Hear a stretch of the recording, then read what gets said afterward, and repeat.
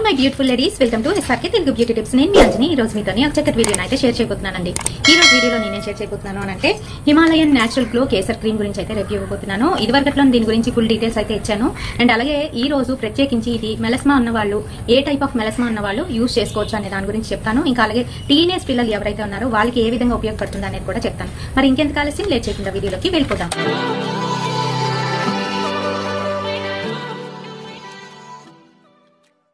Friends, Himalaya natural glow kesar cream లోని మనకి phyto vitamins అయితే ఉన్నాయి. అంటే మనకి ఆల్ఫా ఇంకా అలాగే కేసర్ అయితే ఉందన్నమాట, అంటే సాఫ్రాన్.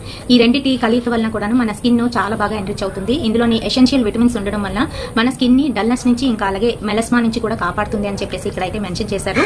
దాంతో పాటుగా ఈ ఆల్ఫా ఏం చేస్తుంది అని అంటే మన స్కిన్ లోని ఈ మెలనిన్ ఉత్పత్తి ఎక్కువగా లేకుండా దాన్ని కంట్రోల్ అయితే చేస్తుంది అనమాట. ఇంకా సాఫ్రాన్ బ్రైట్నెస్ ఇస్తుంది, డల్నెస్ ని తగ్గిస్తుంది. ఈ విధంగా రెండింటి కలయిక వలన మన స్కిన్ చాలా వరకు మంచి కలర్ లోనైతే ఉంటుంది. ఇంకా అలాగే మంచి పోషన్ ని కూడా ఇస్తుంది అని చెప్తున్నారు. మరి ఇది 5 టైమ్ విజిబుల్ రిజల్ట్స్ అయితే ఇస్తుందంట. అవి ఏంటి అనేది ఇక్కడైతే ఇచ్చారండి. ఈవెన్ టోన్ అయితే ఇస్తుంది అంటున్నారు. ఈవెన్ స్కిన్ టోన్ అంటే మనకి మనం అప్లై చేసుకున్న దగ్గర ఎక్కడ కూడాను మచ్చ అనేది లేకుండా ఒకే విధంగా కనిపించేటట్టు చేస్తుంది అనమాట. అలాగే కాదు, బ్లెమిషెస్ ఇంకా అలాగే డార్క్ స్పాట్స్ ఏవైతే ఉంటాయో వాటిని కంప్లీట్ గా తగ్గిస్తుంది అని చెప్తున్నారు. అది కూడాను మనకి 6 వీక్స్ లోనే మంచి రిజల్ట్ వస్తుంది అని చెప్తున్నారండి. మరి థర్డ్ వన్ వచ్చేసి స్కిన్ లూమినెన్స్ అయితే పెంచుతుంది అంటున్నారు. ఫోర్త్ వన్ వచ్చేసి నరిషెస్ స్కిన్ అండ్ అలాగే హెల్దీగా కూడా ఉన్నిస్తుందంట. ఫిఫ్త్ వన్ వచ్చేసి మాయిశ్చర్ అయితే లాక్ చేసి ఉన్నిస్తుంది, ఈజీగా కూడా ఉన్నిస్తుంది. ఈ 5 పాయింట్స్ కూడా ఇక్కడైతే మెన్షన్ చేశారు. మరి ఇది మెలస్మా ఉన్నవాళ్ళు, అది కూడా ఎటువంటి మెలస్మా ఉన్నవాళ్ళు యూజ్ చేసుకోవచ్చు అనేది ముందు తెలుసుకున్నాము. మీకు స్టార్టింగ్ స్టేజ్ లో ఉంది అంటే అది ఓవర్ అయిపోయి పిగ్మెంటేషన్ ఓవర్ అయిపోయి బుగ్గులంతా కూడా పాకకుండా ఏదో ఇంకా అక్కడక్కడ స్పాట్స్ లాగా వస్తున్నాయి, ఆ టైంలోని ఇది యూజ్ చేసుకోవాలి. అంతేగాని బాగా ఓవర్ గా వచ్చిన తర్వాత ఇది యూజ్ చేస్తామంటే పని చేయదండి. ముందే చెప్పేస్తున్నాను నేను వీడియోలోని.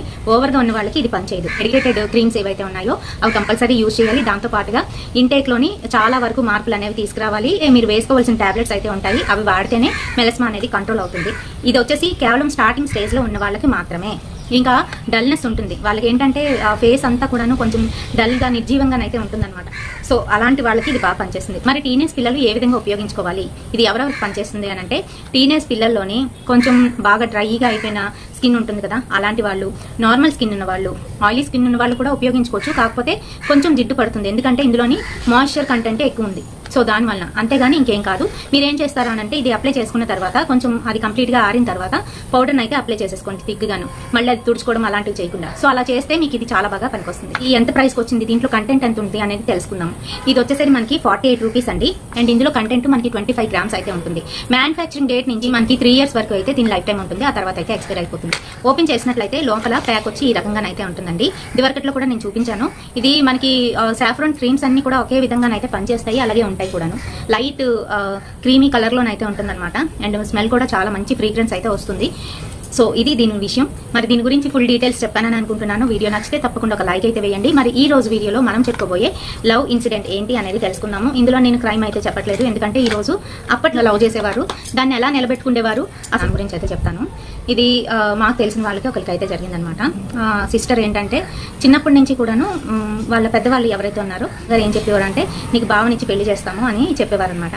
మరి కొంత ఏజ్ వచ్చిన తర్వాత అందరూ కూడా అలాగే కళ్ళు కంటూ ఉంటారు. అలా భావనిచ్చి చేస్తామంటే ఇంకా వాళ్ళ మీద ఎక్కువ దృష్టి పెట్టుకుంటూ ఉంటారు, ముఖ్యంగా ఆడపిల్లలు. సో అలాగే తిను కూడాను చాలా ఇష్టపడేది వాళ్ళ బావ అంటే.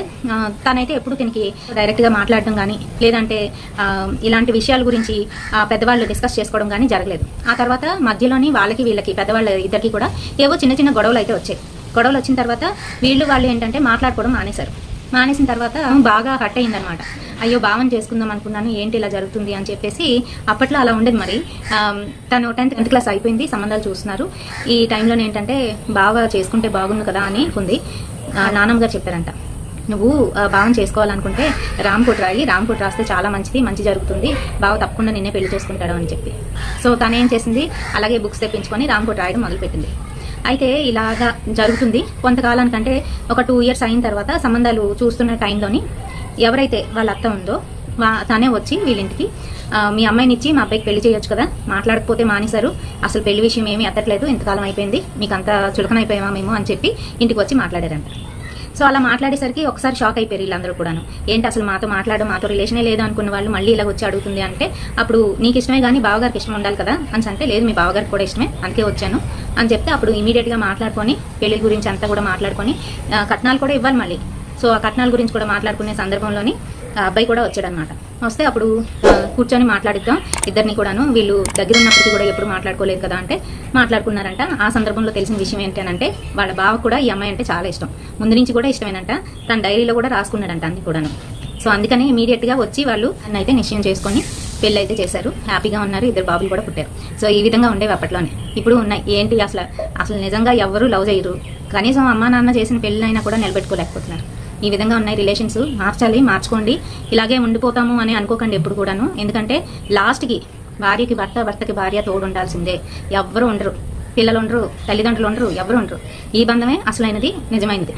అది గుర్తుపెట్టుకోండి.